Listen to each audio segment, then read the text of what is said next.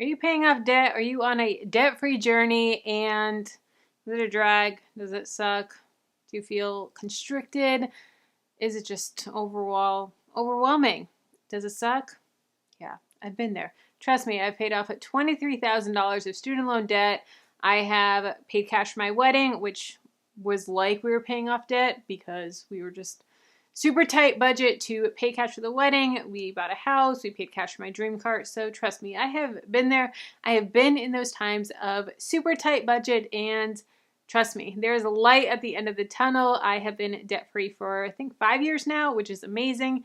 And life is so different now. It's absolutely amazing. I recently did a video talking about our 2021 goals and if we hit them or not. I announced a big net worth update in that video, which is just mind-blowing. But like I said, today we're going to talk about how to make being debt-free fun, how to make paying off debt fun, and some ways that you can not feel so constricted during that time. Because trust me, it can suck. It can feel like all you're doing is just sacrificing and saying no, and you just want to live your life. So I'm going to give you some tips on making it fun. Number one is change your mindset of hanging out with friends and getting together with people. I know that me and my friends are really big on going out to eat and catching up over dinner, catching over lunch and saying, hey girls, you want to grab lunch? Let's go out to eat. Let's catch up. I really want to hear how you're doing. What's going on with you? How is your life? Change that mindset rather than always going out to eat, saying, hey, can we go for a walk in the park? Can we catch up and get some fresh air and exercise? That's a great way to still catch up. It's free, you're saving money, and you're able to get some fresh air and some exercise. That's an awesome, awesome way to catch up with a close friend or a couple of friends, some girlfriends or however it may be. Also, host a potluck. I know that for birthdays, we always get a big group together for birthday dinners and sorry, Piper is eating my fake plant right now. Piper, hey, no. Piper, that's fake. Piper. Oh, now you're going to look like nonchalant, like you never did anything? Yeah? Just keep on going. Hey, don't knock it over. Another thing for big birthday dinners, me and my friends will get together and a whole group of us will go out to eat. Rather than doing that, saying, hey, let's host a potluck and say, let's have a birthday dinner at someone's house. Everyone bring a side, everyone bring a dish. And that way each person is only spending a little bit amount of money versus lots of money on this dinner, that you're still getting the same experience. You're still getting to have that community and hang out with friends at the same time. And the birthday girl, boy gets to feel celebrated, which is a win-win. So shift the mindset of spending time with people and catching up with people rather than having to be over dinner or over food. Then outside or at a park or just hanging out at someone's house saying, hey, come over for a cup of coffee. Let's sit on the couch. Let's sit out on the patio and just catch up and have that time where we can get to know each other better or just catch up. Number two is to complete a savings challenge. A savings challenge is a really great way to challenge yourself to hit your goal faster and saying, hey, I want to pay off $1,000 worth of debt. So I'm going to do this printable with $1,000 worth of debt. Every time that I hit that new milestone, I color in a circle, and it really keeps me motivated on paying off my debt, or saving for an emergency fund, or paying off credit cards, or paying off a car loan, or whatever it may be.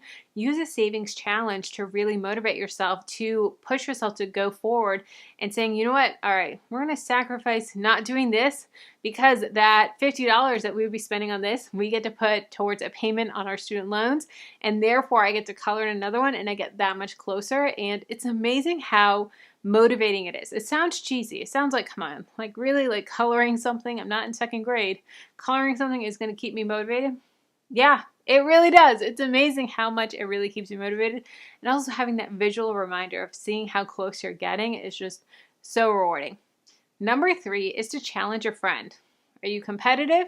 Do you have a friend that is paying off debt as well? Or maybe they're saving for something, saying, all right, I'm paying off my student loans, I'm paying off my credit cards, and you're saving for your wedding, or you're saving for this.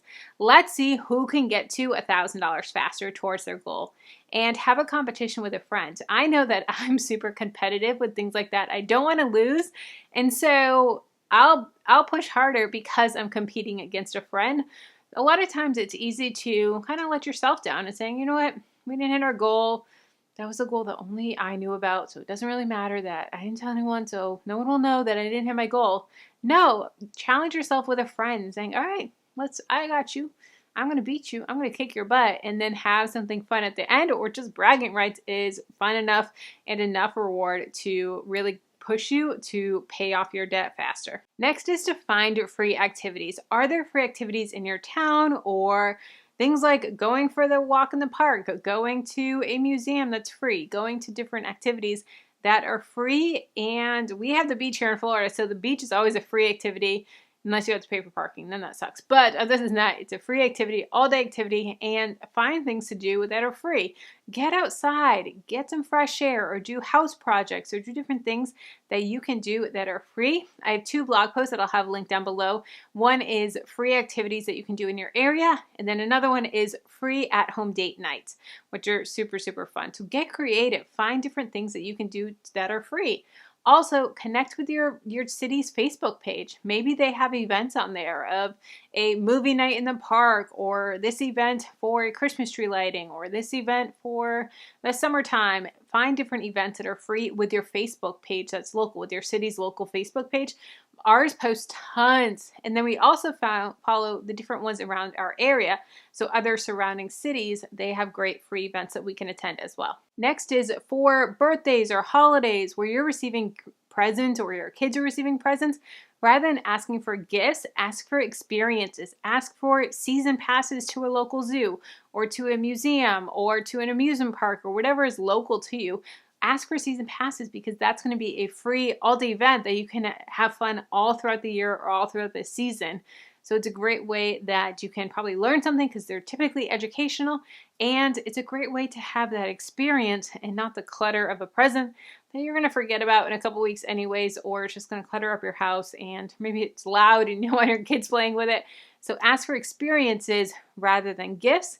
Then you have those memories as well, which is a win-win. Let's keep the conversation going. If you want to know some saving challenges that you can do and that come with a free printable, check out this video here. And if you want to know how to set realistic goals, goals that you can actually hit and that aren't through the roof, ones that aren't going to discourage you, check out this video here.